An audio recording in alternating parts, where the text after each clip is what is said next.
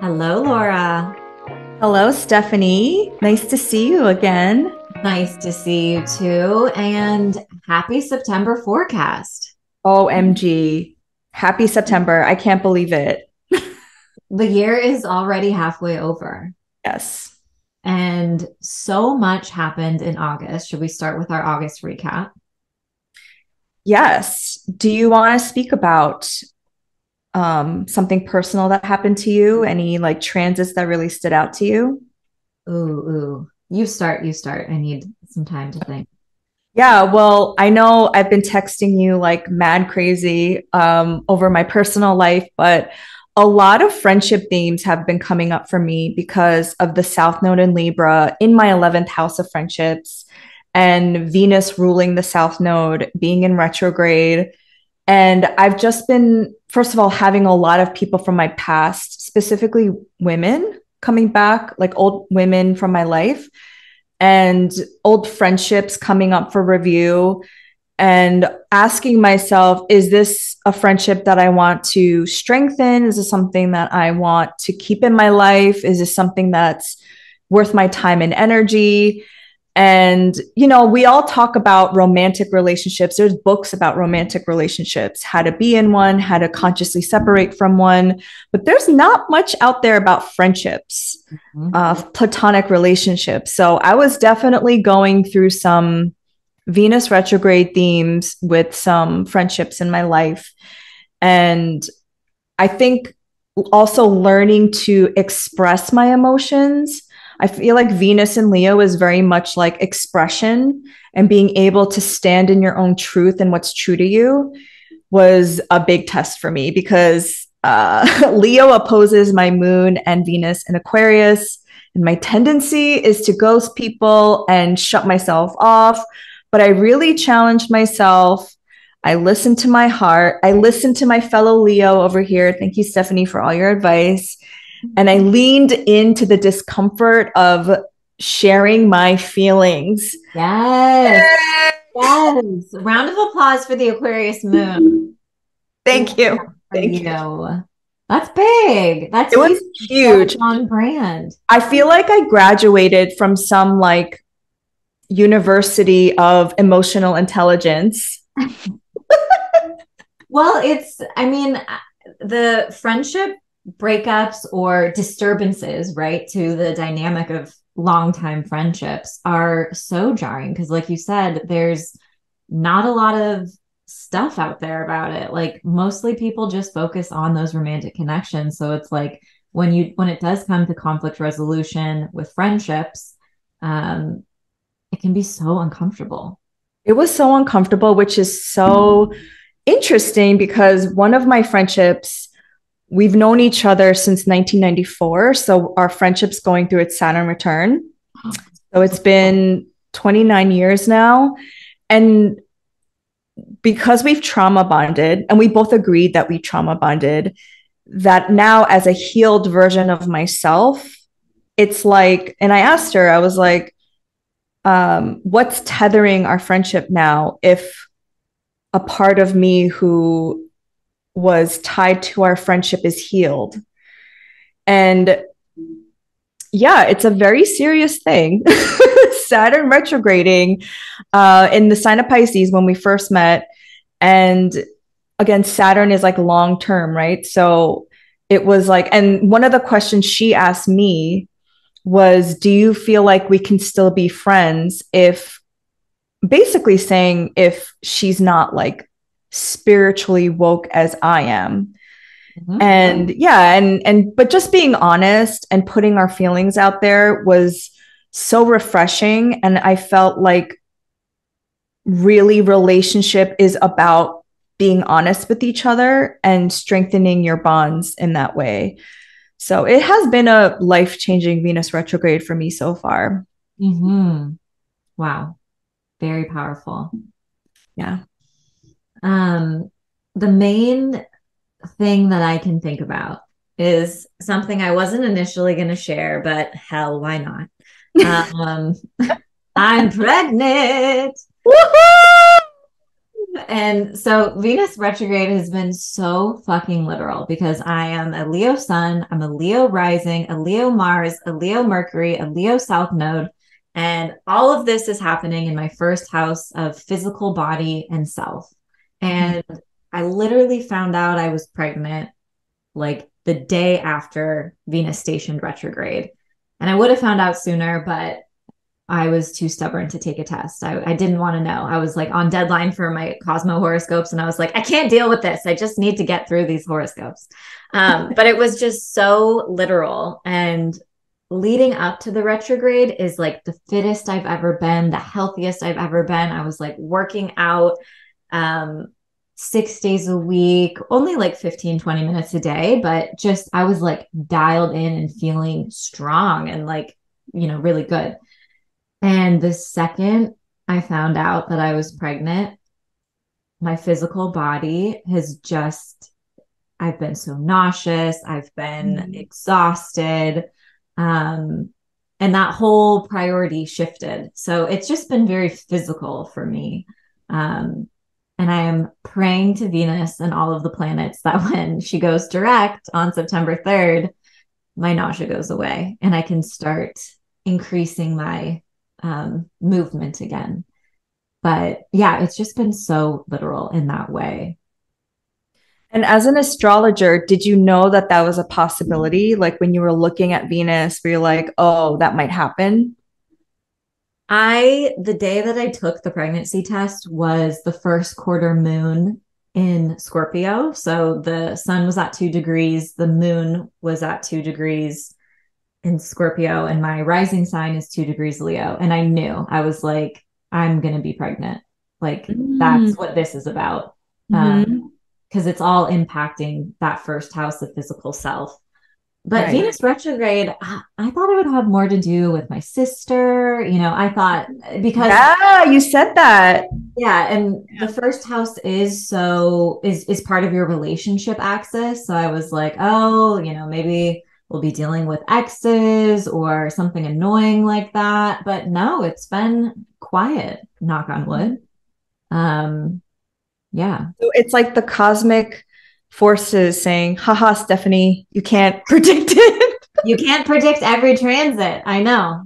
So here we are. But yeah, it's been good. I have already, leading up to this transit, had been practicing slowing down and listening to my body and just not forcing myself to do stuff if I didn't physically feel aligned in that moment, and trying to resist capitalism in that way. So I think I'm in tune with this retrograde energy. I'm happy to stay slow. I'm happy to just move through the motions and kind of see what phase comes next. You are so good at that. Also, Stephanie has been my personal therapist this past couple months because I was also trying to rest as resistance from capitalism. And I was having the worst intrusive thoughts, like the worst ones. Oh my God. And I feel like that was also my Venus in retrograde story, like just being more embodied and slowing down and just, oh, it was really rough. And it's still like a work in progress. But the book that really helped me was Rest is Resistance by Trisha Hersey. And she has Jupiter in Pisces. So yeah, like reading wisdom, and she's a Sagittarius. So just like all this Jupiterian energy. But yay, congratulations. Thank you. Hi, everyone. And then August was a wild month.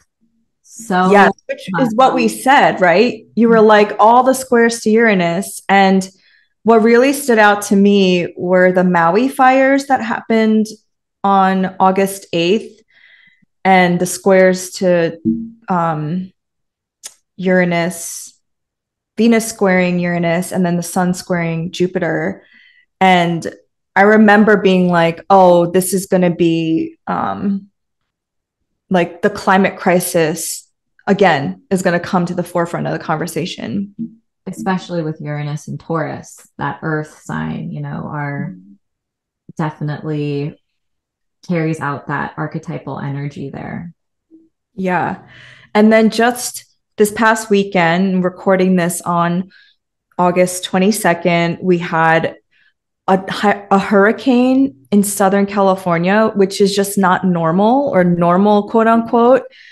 And I read that wildfires aren't even normal in Maui. So it's like, it seems like every week now we are having the consequences of capitalism and colonization coming up to the surface with the climate crisis. And I follow a lot of activists, and they're all basically like, are we ever going to, declare an emergency? Like our government being like, hey, we should probably do something. And I think we have one more Venus square Uranus later this month. And it's like, what's going to need to happen in order for us to finally be like, okay, it's time. Yes. And like all of Canada is on fire. Yes. In time. I do think one positive spotlight. I think in Montana, I think they're teenagers. There's like a group of teenagers that got legislation pushed through saying that like the current government or some sort of current laws are basically creating and contributing to doom, the climate crisis.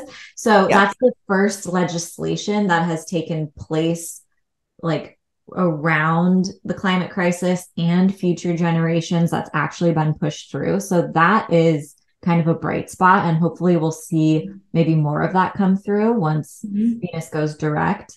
But yeah, like the current cycles in the Atlantic Ocean, I read that by 2025 at the earliest, Europe has the potential to turn into climate like Alaska because the currents in the Atlantic Ocean aren't working the same way that they were because of climate crisis. And obviously that's like the soonest it could happen, but a decade, 20 years, like I don't know why we're not doing anything about this. Well, oil and bullshit. Rich. Capitalism. Yeah. Denial. But it's like, what is it going to take to establish a state of emergency? I've been thinking like my baby announcement that I want to make is like, I'm bringing a +1 to the apocalypse. Because it's like, come on. It's so scary. I know. I was talking to my best friend about this because she has 3 kids, and I mean, I just joke around because that's how I have Sagittarius placements. It's my way of dealing with doom and gloom. And I was like, okay, so your carbon footprint, you need to like offset your kids with like doing something. And also like, hopefully there'll be a planet left for them when they're adults and they can like go on vacation, go to the beach without having to deal with all of this craziness. So it is like, what is it going to take? Because the wealthy are going to be able to like go off in their rocket ships and colonize the moon or something like that. But it's all of us that actually live here, and it's our beautiful planet. And that's the thing. Like, I also was like crying to Stephanie because I was in such a depression during the Maui fires, because I was just thinking of all the plants and animals that have been there for so long, like these beautiful trees that are hundreds of years old, and they're just like gone. And I'm just like, maybe we should be extinct. Like maybe humans just are messed up and like we don't deserve to be here anymore because we just destroy everything. And I needed to like touch grass and stop looking at these videos because you literally get in this cycle of doom and gloom every week where you watch these videos and like, what's the point? But I think that is when you have to stop and you have to like regroup and remember why we're here, and that we're here to change and help make this world a better place. Yes. And even if we help a handful of people every couple months or along the way that is moving and shifting energy in the right direction. And we tried our hardest, and Earth will regenerate itself. And I think Yes. that is the most beautiful thing. But yeah, it's a lot to hold. And obviously, this is all, I think it's been building really since July when the submersible went missing, and there was so much emphasis on saving those 5 billionaires from the deep sea, while 700 migrants were lost at sea, and all of the things. So it's just been building and building, obviously, for some time. Yeah, I think it's Pluto in Capricorn, and it's like we're still in the Pluto return. So Yes. it's like these things need to come up to the surface in order for us to see it so we can heal it. Yep.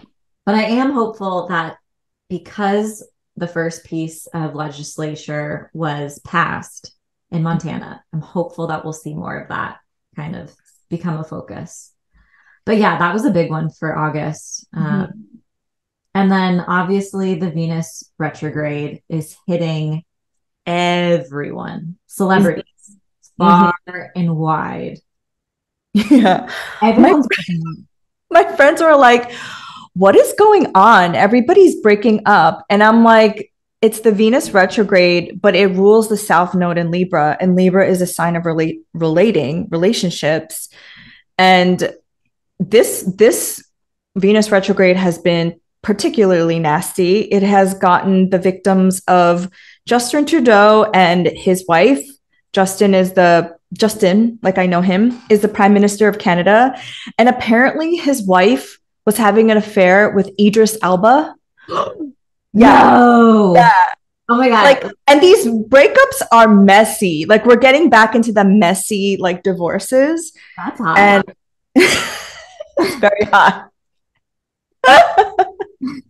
But yeah, they're messy. They're messy. And apparently, this is allegedly Sofia Vergara and Joe Manganiello. Joe was also having some, extramarital things. Yes. I cried. I'm obviously a little bit more emotional than normal, but when I read that headline, I cried. It's messed up. Joe. Yeah. And oh my gosh, I'm living for the Ariana Grande. Oh my gosh. She's having an affair with SpongeBob SquarePants. And he had a brand new baby. 6 months. Oh my God. Yes. That is such a messy story. Yeah. Very messy.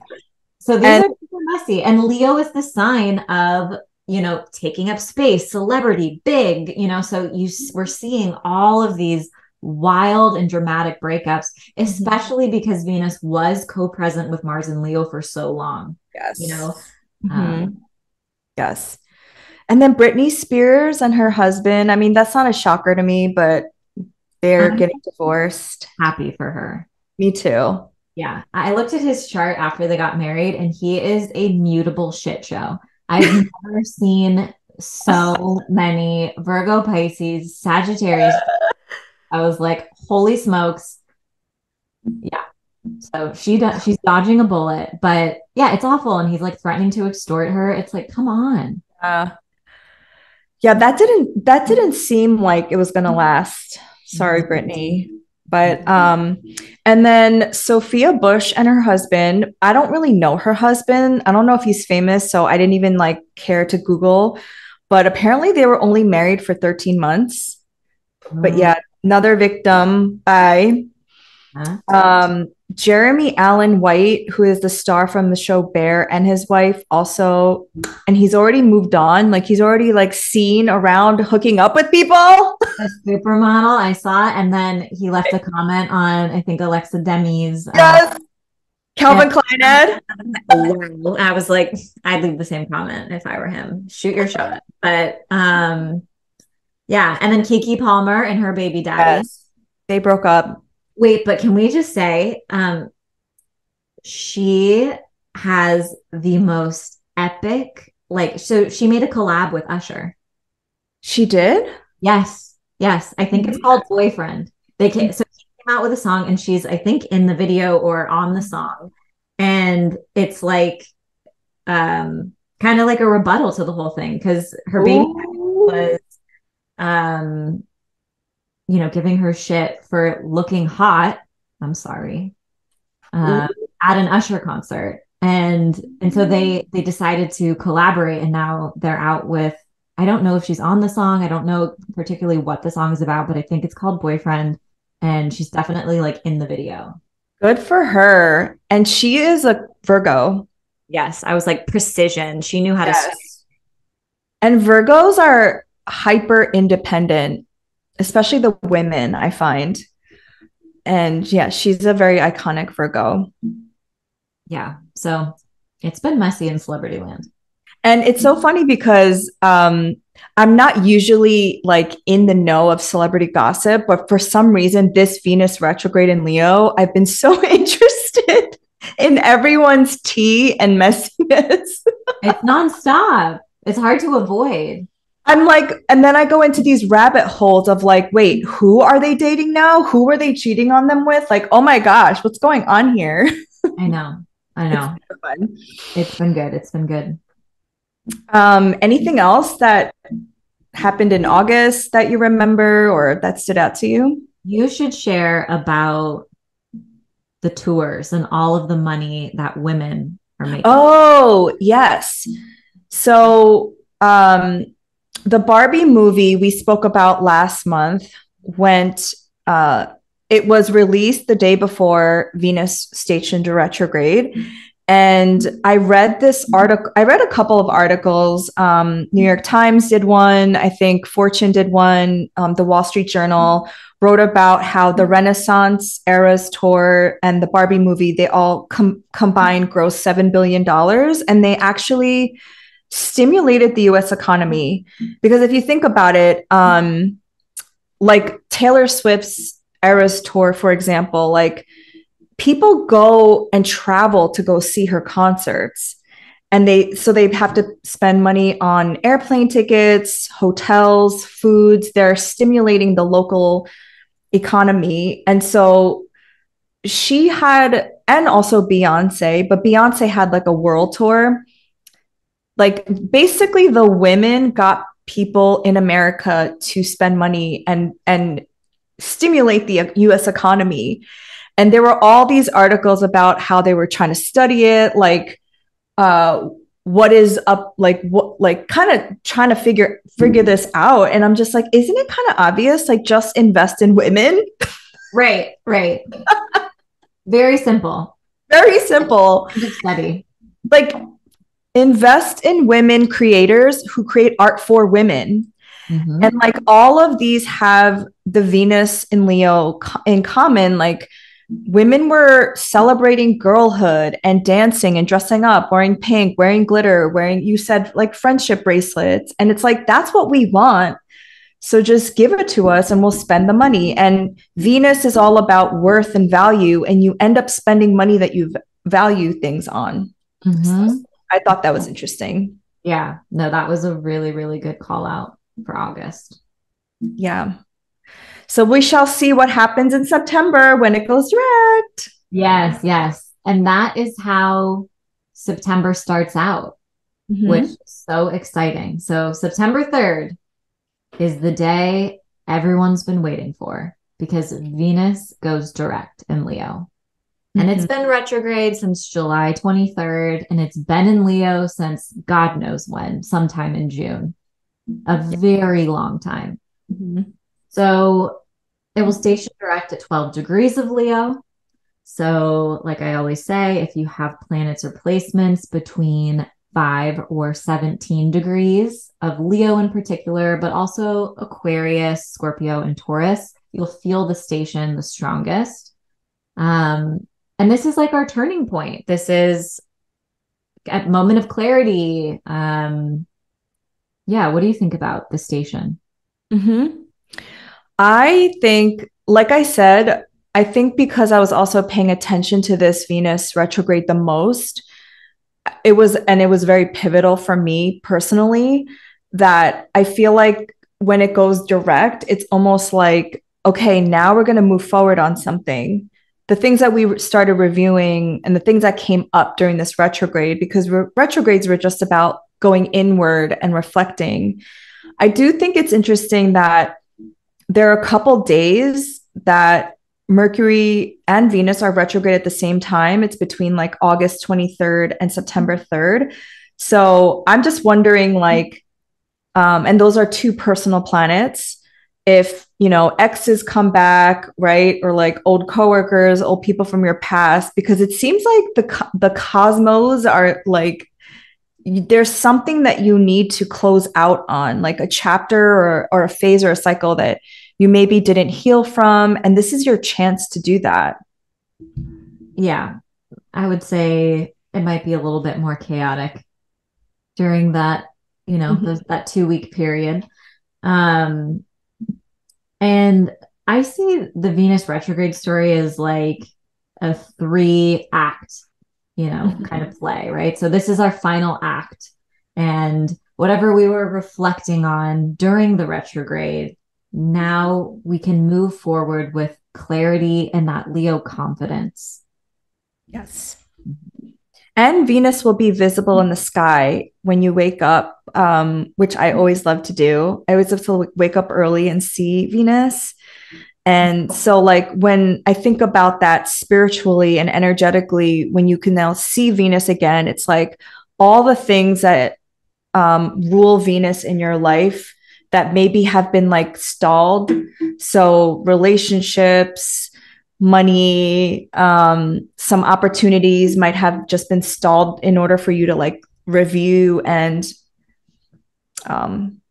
reflect on. Now you can see it. And I feel like that is a signal for us that we're moving forward now. Oh, I love that analogy of like you can see it now that Venus is a morning star.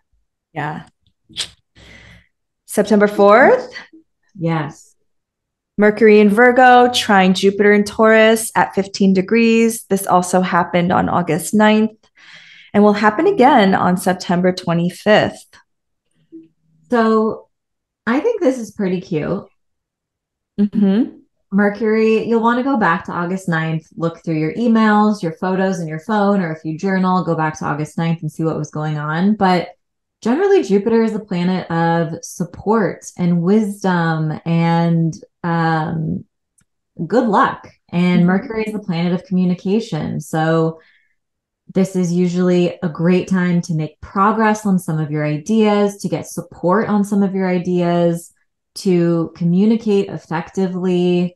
Whatever we were kind of brainstorming or initiating around August 9th, maybe it's picking up traction or we're rethinking it once Mercury revisits Jupiter.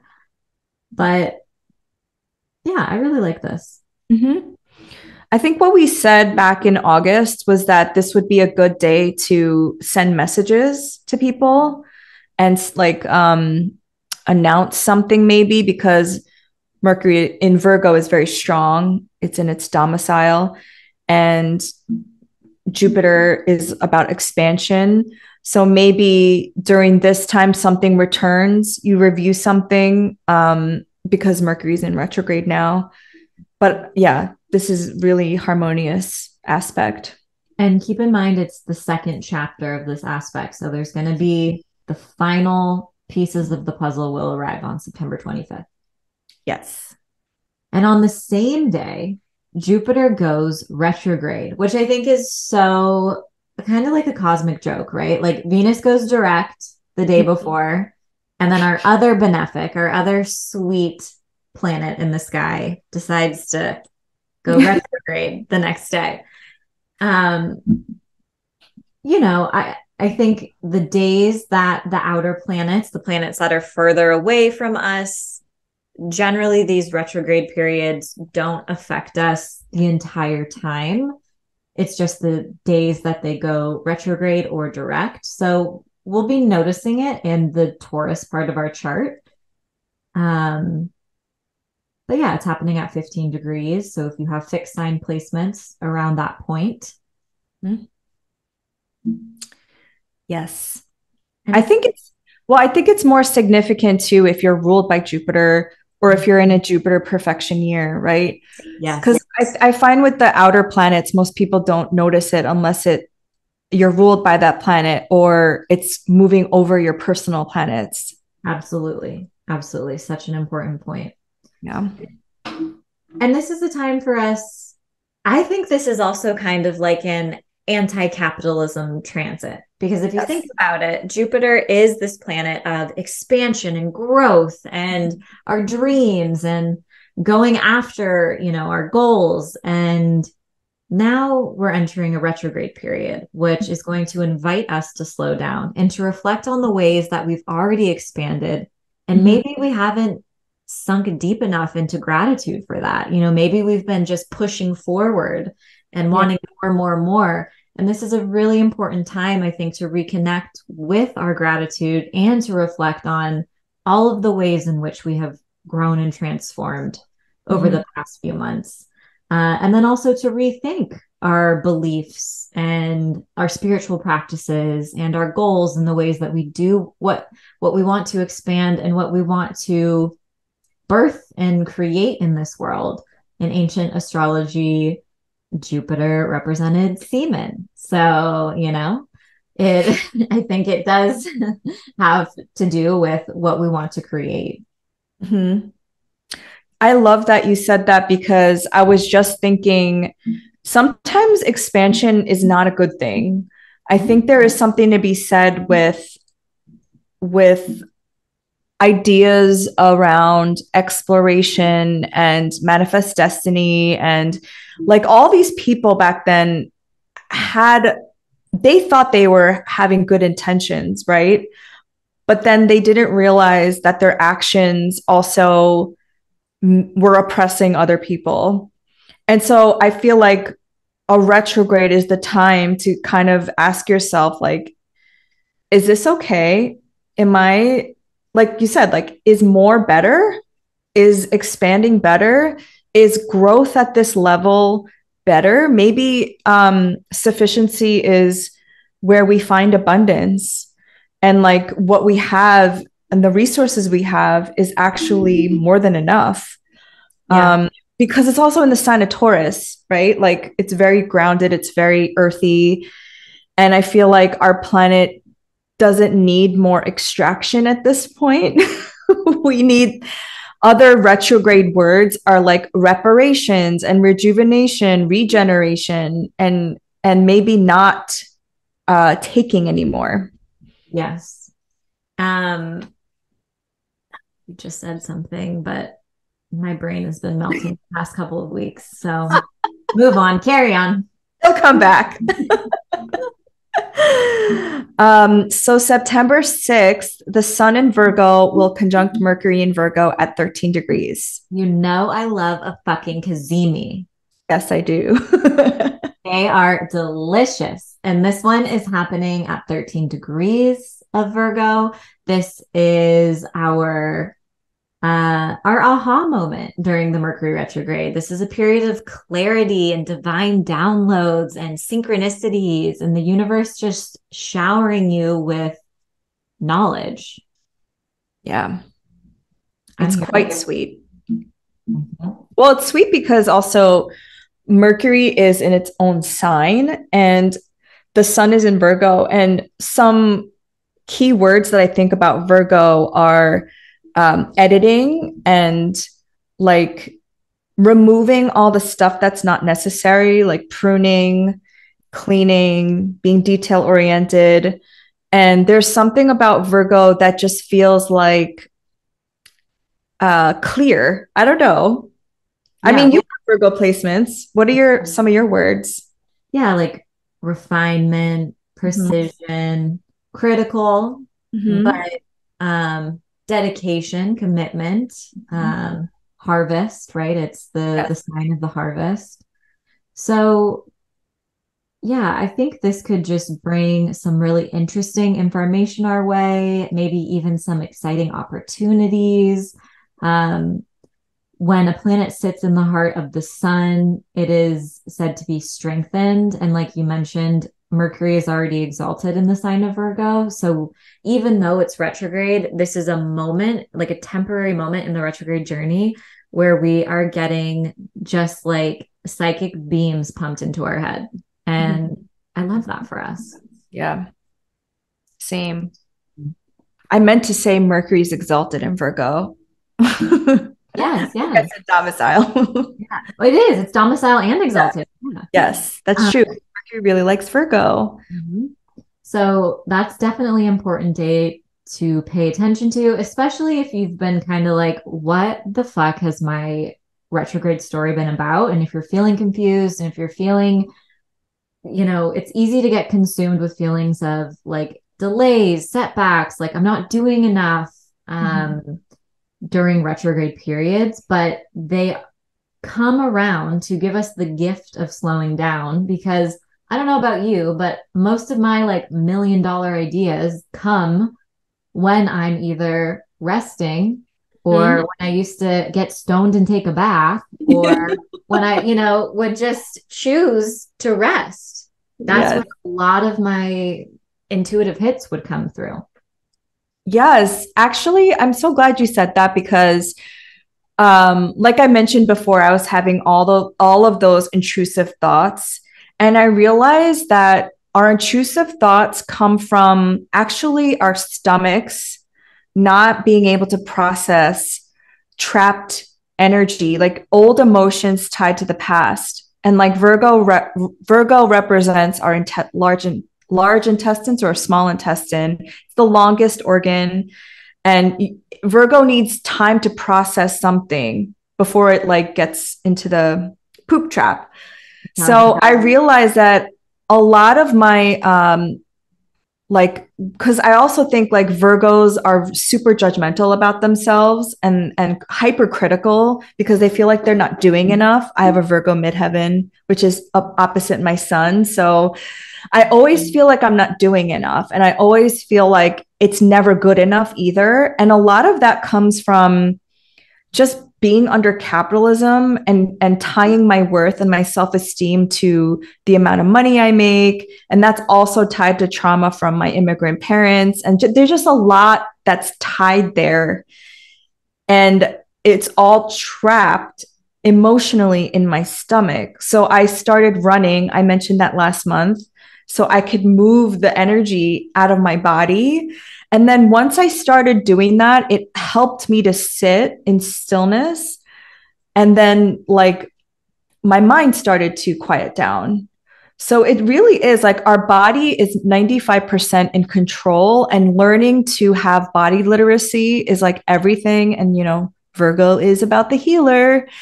And the mind controls 5%. So the more you can be in your body and embodied, I think that it helps with the judgmentalness that Virgo tends to be. Absolutely. And Virgo kicks up that overthinking, right? Like anxious thoughts. Anxiety is often tied with Virgo. And if you think about like when you get anxious, your gut rumbles, right? Like you get twisted. So this is a really important time to get grounded. And because Virgo is an earth sign, and getting grounded, part of that is staying on top of regulating your nervous system. It's not just like doing it once a month. This is a consistent practice that I think has fallen to the wayside because of capitalism and productivity and like just the schedules, the demands that a lot of us have in our daily lives. But Virgo season is a really important time to refine, edit, and hone your daily habits and commit to grounding yourself. Yeah. Because I used to think Virgo was boring. Me too. When I found out I had a Virgo moon, I was like, ew. I was so upset. But now I really appreciate it because I do believe there is so much beauty in Virgo is like the maiden. Virgo is like the healer. Virgo is hyper independent and knows their worth. And now I like super appreciate Virgo. My sister's a Virgo, so I just see how she operates. And they say Virgo is one of the witchiest signs. And I think Very that's witchy. because Virgo finds the magic in the mundane. Virgo Yes. knows you don't have to go to a shop and spend $200 on crystals and candles and Mhm. herbs and this. Like you can go into your kitchen and you can Mhm. enchant your water by yourself, or Yes. into your herb garden and pick some from the backyard, or even Mhm. find some dead leaves on the ground and enchant them. Like you can do magic anyway, anyhow. Yes. But I digress. Okay. September 8th, Sun in Virgo forms a trine with Jupiter in Taurus. This, I think, is very interesting because just a couple days before, on September 4th, Mercury meets with Jupiter, and then the Sun, 4 days later, traces over those steps. Mhm. And the Sun is the planet of illumination. And so, whatever we were kind of thinking about, talking about, whatever we were focused on, this feels like uh, an even bigger moment of clarity, right? And it comes right after the Kazemi. So it's like maybe actually turning our beliefs and ideas into something more tangible and real. Mhm. Yeah. And also, if you remember back in the spring, there was a Mercury retrograde in Taurus at these exact degrees, I Oh, think yeah. 15 to 5 or something. So, and I think in our yearly, we mentioned that your Mercury retrograde story in Taurus was going to be reflected back with your Jupiter retrograde in Taurus. So those degrees seem very significant. It seems like something is being like expanded, possibly something might be growing, and your Virgo placements are like making it happen. Yeah. And this also is kind of like this is a great day to do an abundance or money Mhm. ritual or spell because it is the tangible. It's coming through in two earth signs Mhm. about our physical resources. So, yeah, this is a very abundant transit. Again, Jupiter, like you said, is fertile energy, it's expansive energy. Um, yeah, I would see that as a cute day to do a spell. And generally, like the good vibes flow when the sun meets with Jupiter. It's like we're doing something cute, we're hanging out with friends, we're Yeah. having fun, you know. Mhm. Mhm. And like you said, September here in the Northeast is when all the fruit ripens and like it's harvest time. So we go like apple picking and it's like peak abundance. And on September 14th, we have the new moon in Virgo. Some Thoughts and prayers? I, I got a lot of feelings about it. So it's taking place at 21 degrees of Virgo. And if you have Gemini, Sagittarius, Virgo, or Pisces placements, this will be a more important fresh start for you. Especially if you have degrees, planets, or placements around that point. Now, this moon is opposite Neptune in Pisces, which I think can stir up oppositions are a little tense in astrology. And Neptune is this planet of fog and illusion, but also idealism and spirituality and romance and creativity. So there's definitely some beauty that can be found in this aspect, but I think it can also kick up some of our sensitivities, our overthinking, like paranoid thoughts that just aren't based in reality. Um, it can kind of amplify some of those feelings.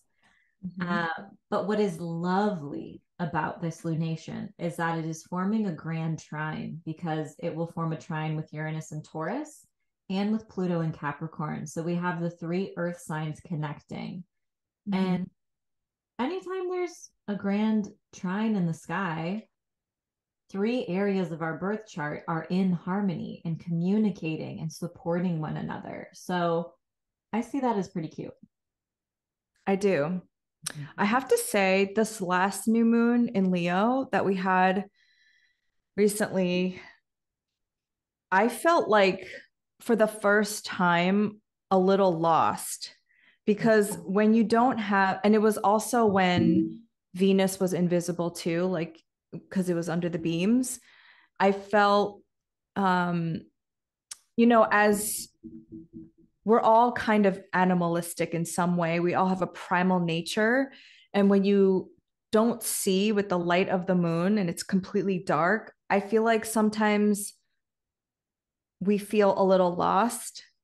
But I think that also gives us an opportunity to be in the dark because you can't have light without dark. And a lot of people are not used to darkness in the literal and metaphorical sense. So, also it being opposing Neptune and Pisces, this is a time to be in a liminal space, maybe to be in some kind of dreamy realm, the unknown. Humans don't like being in the unknown. We want to know the plan. We want to know like what's going to happen.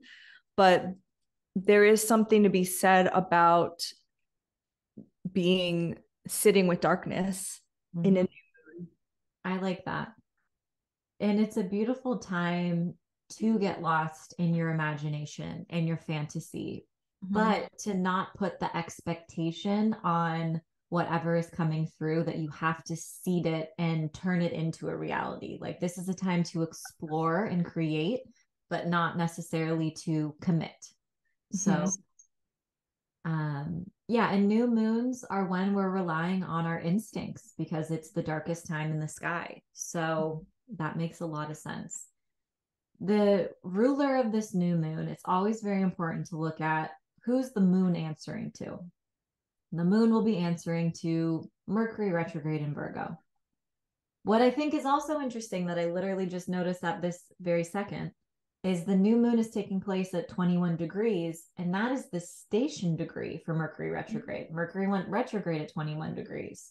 So it is almost like whatever setbacks or delays or tussles we've been dealing with Mercury retrograde, this is a seeding point and a new thing. That's interesting. Yeah, because the next day it goes direct. Yeah, I think honestly, I really like the Sun and Mercury working together in the sign of Virgo because it's like you're clearing, sweeping something away, getting ready for something. And I love that the new moon in Virgo is also trining Pluto and Capricorn and Uranus and Taurus. Like those are big energies. The moon trining Pluto and Capricorn is harmonious. And I think we're going to be able to tap into some kind of power within us. Trine to Uranus and Taurus. I know we had this whole Uranus and Taurus thing last month, but it's in a trine. So I think like some surprise can come up during this new moon time, but like maybe a pleasant one, depending on your relationship to surprises. Uranus is cute this month. We are here for Uranus this month. Yes. Last month, Uranus made me puke. But this month, we're here. Yeah, I think, Steffi and I have been working with Hermes. We've been doing this Orphic hymn to Hermes since last November. And I feel like your relationship, because Mercury is a trickster. So I think working with the energy of Mercury, aka Hermes, and just like asking for guidance, giving little offerings to Mercury and Hermes, and just like working with that energy. Because also Hermes is the only one that can go into the underworld, Pluto and Capricorn. And what were some offerings that we gave Hermes? Silver? Is it silver? Oh, I don't remember. I give Pluto shit all the time. Yeah. Yeah. But I was gonna say Hermes is a psychopomp too, right? So it's Mercury is the planet or the god or that delivers souls to the underworld. Like you said, it's the only god that can travel to the underworld. So having it rule Virgo is a season of transition. So I think it just makes more sense what you said about sweeping out, purging, clearing, because this is a transitional time right before the fall equinox hits. Yes. And what is fascinating about the new moon is it takes place, and then literally the next day, September 15th, Mercury goes direct in Virgo at 8 degrees. Mm-hmm. So this feels like all green lights, pass go, collect $200. Like we're finally starting to move forward. The shadow period will be in effect until September 30th. So we may have some final little hiccups to iron out, but for the most part, with the new moon coupled with that station, it feels like things are moving forward. Mm-hmm. And on the same day that Mercury goes direct, the sun in Virgo forms a trine with Uranus. Mm-hmm. And that's really electric and exciting energy. Yeah, I really like that. We're asked, Again, maybe surprises coming up. yeah, we're asked to innovate and take risks and try something new. And also, the sun and Uranus, in different ways, both represent our authenticity. So Yeah. it's integrating our authentic desires and our sense of self and showing up in that way. And this is coming through in a trine. Like it's going to be not easy for us to do Mhm. because trying new things is always uncomfortable. But anytime you do something that you've been avoiding, the magic is in the work and the things that you are avoiding. Yes. Done. Close the book. Like if you want to manifest, if you want to change your life, make a list of the things you've been avoiding or fearful of. But this would be a really good day to take a step towards one of those things. Mhm. And I can't guarantee anything, but if I could, I would. Like things change rapidly once you start to confront what you are avoiding. Yes. I think August with the squares, it was Uranus being like, hey, pay attention to this. Maybe this is what you need to work on. And then this month with the trines, it's like, okay, I'm going to finally start to take some action steps Mm-hmm. towards these things. And you're absolutely right. Like the fastest way to manifest, quote unquote, is to deal with your fears Mm-hmm. around it.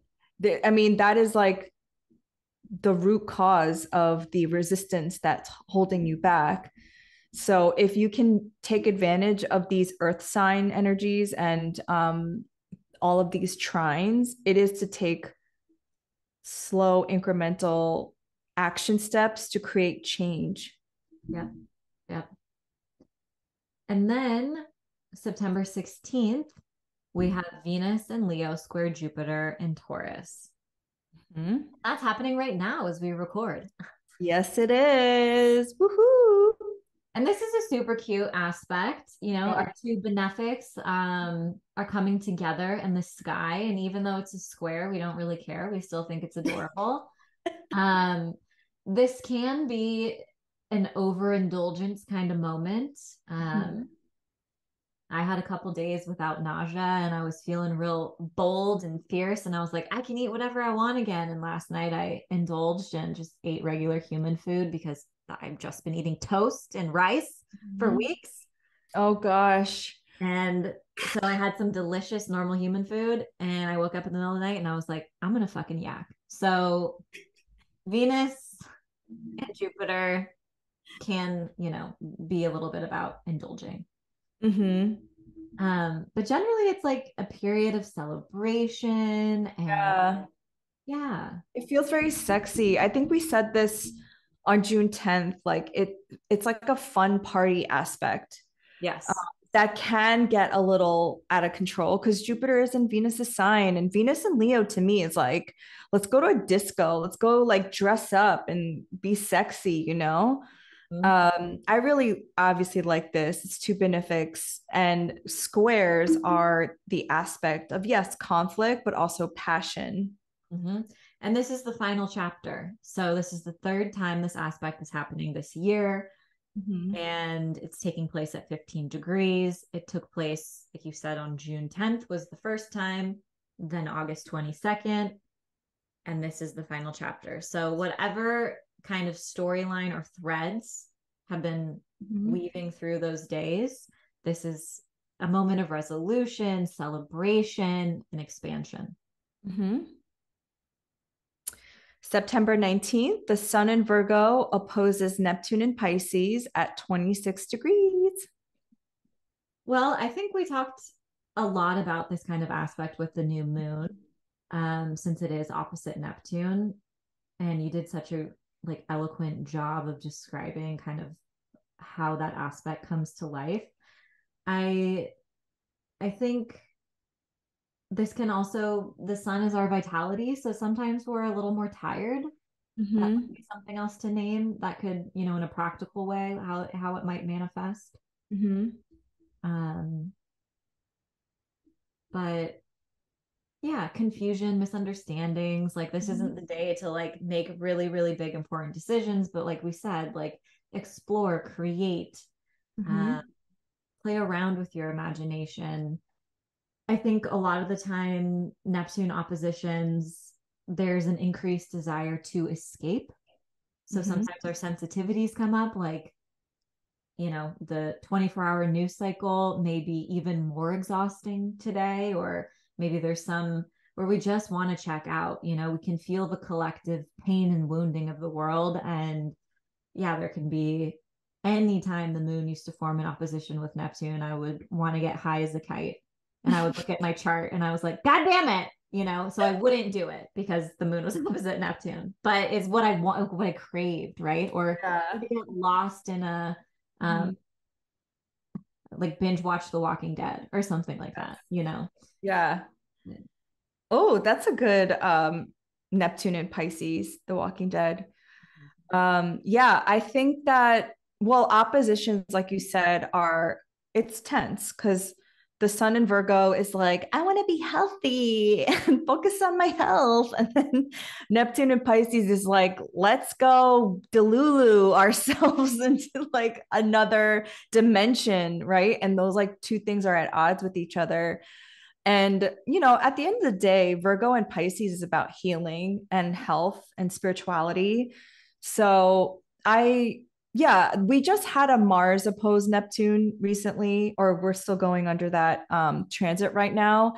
And it is like Mars and Virgo. I felt like, oh, I want to work out and I want to watch what I eat. But then a part of me also wants to just like watch like movies all day and just kind of like escape my reality. Yeah. And I don't know how you work with oppositions personally, but for me, it's just trying to integrate both into, oh, I hate the word balance, but like, because I'm not a balanced person, but No, who is? trying But to that is what integrate. it is. That's Yeah. exactly it. Yeah. Yeah. And sometimes Neptune wins. Sometimes I'm just like, I can't handle this reality. I'm literally going to read this fantasy book for 3 days straight and live in this other dimension. And And that's an important thing to listen to the yes, body if that's what it needs to heal and to rest and to rejuvenate. yes.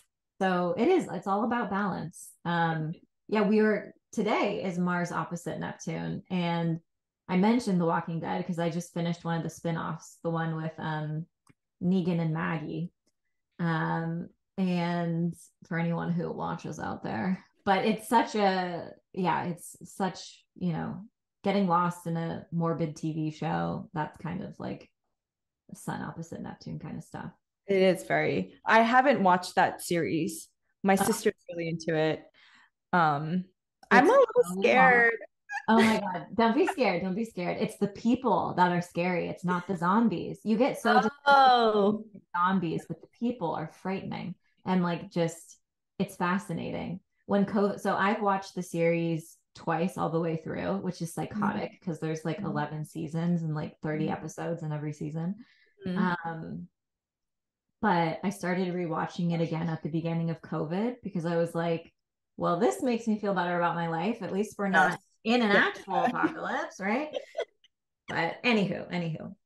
Um, On September 20th, the Sun in Virgo will form a trine with Pluto in Capricorn. And I think this is very interesting because this is the second to last time that the Virgo house in our chart and the Capricorn house in our chart are going to be integrating and supporting each other in this way. And that's because Pluto will be in Capricorn one more time next year. But after that, it moves on and it enters Aquarius and it will never be in Capricorn again in our lifetimes. So Yes.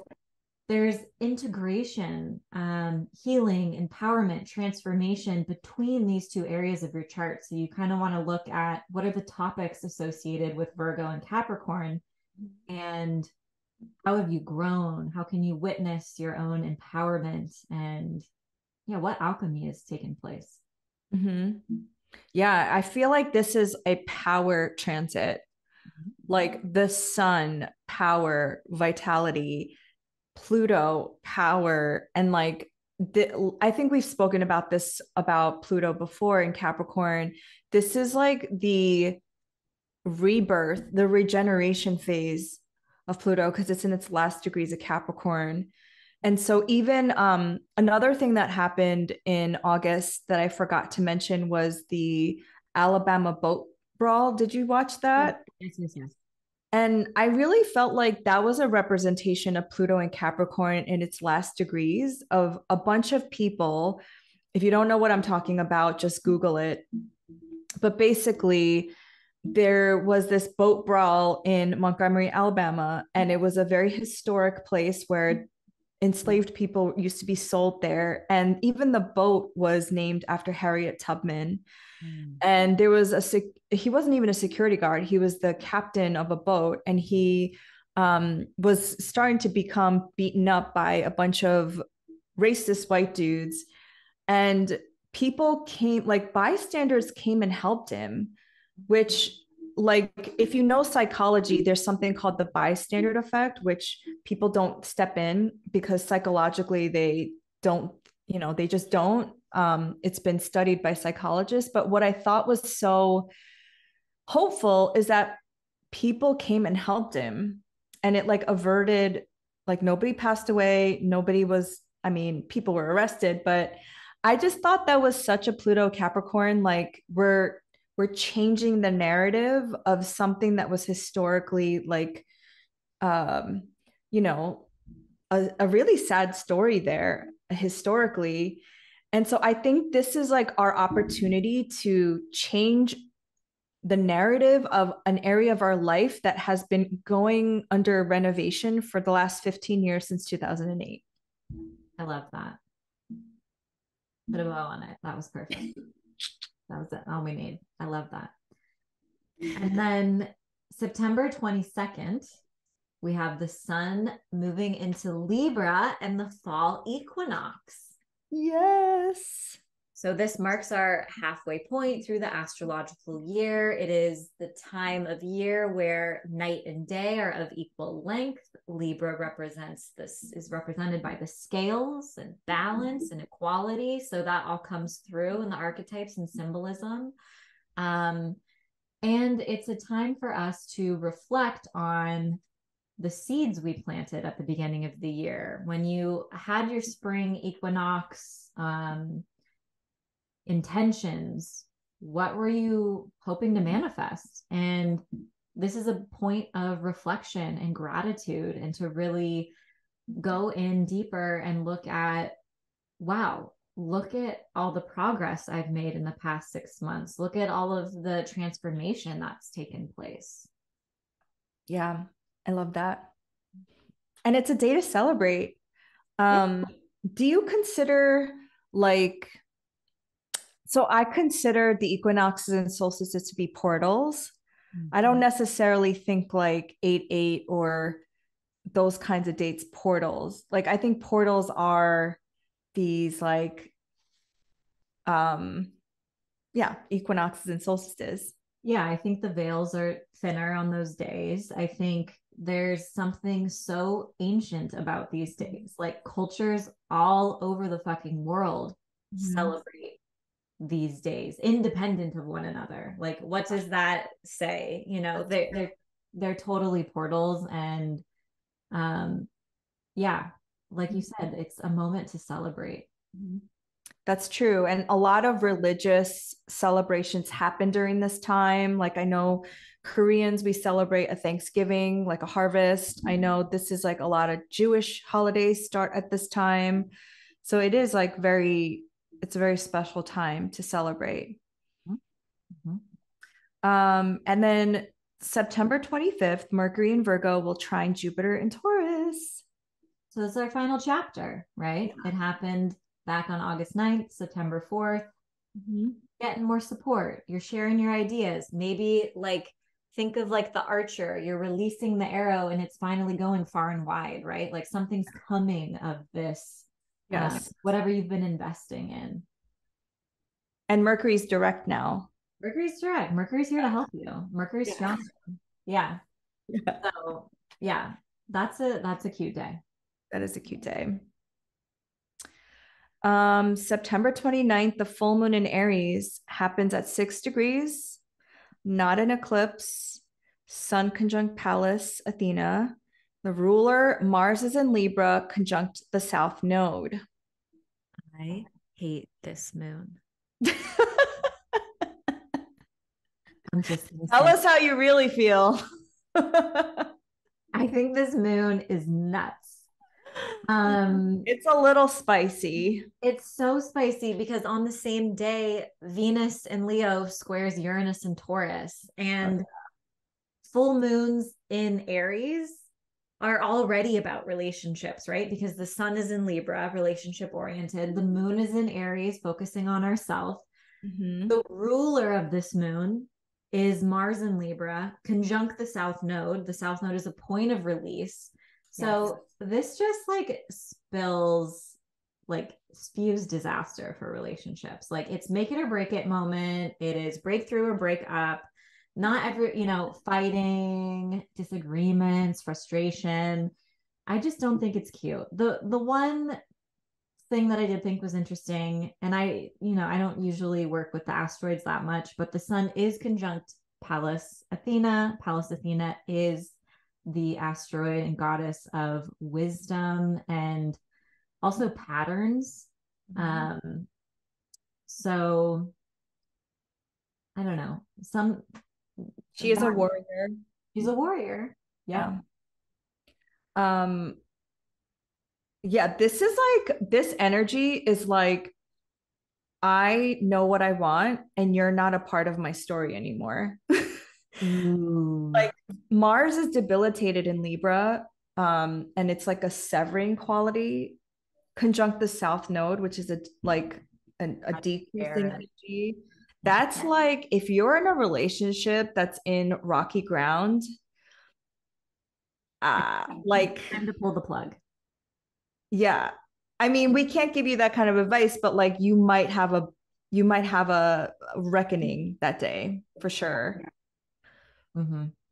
And this isn't an eclipse, even though we are now experiencing the eclipses in Aries and Libra, but it's gonna still kind of, I think, have that eclipsy feel because the ruler of it is conjunct the South Node. And because it's going to kind of foreshadow part of our eclipse storyline. It's activating the same houses in our chart that we're going to have the eclipses taking place. So, well, then the moon will like later on that day meet the South Node and Mars. So, like whatever emotions come up during that time, and then it passes through Mars and the South Node, it's like maybe that is the final like cut. Maybe it's like, all right, I'm ready, I'm done. yes.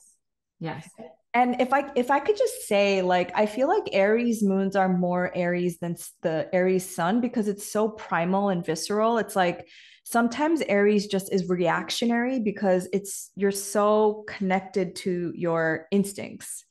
Yeah. So like whatever you're feeling, go with that. Like trust it, and then just see how it plays out later on. And exercise, any for or movement, whatever that looks like for you, whatever feels good for you in your body and you're capable of. but just whether it's shaking your fingers or whatever, just getting energy out of your body in some way is Yes. that is such an important remediation for Aries moons in particular. Yes. Yeah. So September 29th, not the day to DTR, define the relationship, not the day to um, profess your feelings because they might not be well received. There's going to be an extra element of shock and surprise because Venus, the planet of love and relationships and harmony and finances, is Mm-hmm. clashing with this planet of disruption. So, Yeah. Yeah. If you want to confess your feelings for somebody, do it on Mercury trine Jupiter, yeah, like a couple days before, and then yeah, see how that goes. But like, yeah, like the full moon in Aries, not a good moment here. yeah. Not a It's good moment. a little wild. And then the only other thing to note on this full moon is that the Venus square Uranus aspect also took place on July 2nd and August 9th. So you can look back for themes of what might come up for you from those Oh, days. before we move on to the last one, I just wanted to point out that between like September 12th through October 9th, which is a good chunk of time, Mars and Libra will be sextile to Venus and Leo. And Mars will be in Venus's sign. And so, like, your Libra house and your Leo house are like getting this nice, like, sextile action Oh, for that's like, cute. yeah, for like 3 weeks. So I think like even though Mars is like said to be not happy in Libra, I think it being in Venus's sign and then being sextile, I think it's going to be cute. That's a remediation. We like Yes, that's we cute. like that. And So then last one. finally, September 30th, Mercury in Virgo forms a trine with Uranus and Taurus. Mhm. Um, was it Kylie Jenner who was like, what was her dumb quote where she's like, I'm realizing things? Do you remember that? That's what this makes me think of. Right? I'm realizing things. I've never heard her say that. But that's something that she would say. I don't want to dislike anybody, but there's something about her that rubs me the wrong way, I have to say. Well, don't even get me started on the Kardashians. She Um, is a Leo, she is a Leo. not an evolved Leo, sorry to say, but She's a yeah. Scorpio moon, Capricorn Mhm. rising. Oh yeah. But yeah, it feels like important ideas can Mhm. come through, big revelations, changing the way that you think. Oh, this would be a good day to kick old beliefs, patterns, and habits and integrate new routines and habits that are going to bring you closer to the life that you want to lead. Ooh, I like that. But I do like what you said. I'm starting to realize something because that's what it feels like. Yeah. But I Yeah. feel like that's like the vibe of September because there's so much Mercury and Virgo going on and making trines to these aspects. It's like by the end, you're going to get it. You're going to get something. Yes. And after coming off of that kind of wild full moon the day before, this is almost like Uranus represents electricity. So it's almost like we're getting plugged back in and we're like, okay, I'm rewired. I've rebooted my operating system. I've come up with a new way to approach things and I'm going to be okay. And this is what Yes. we're going to do now. Yes. Love it. So that is September. As always, please let us know how this unfolds for you in your life.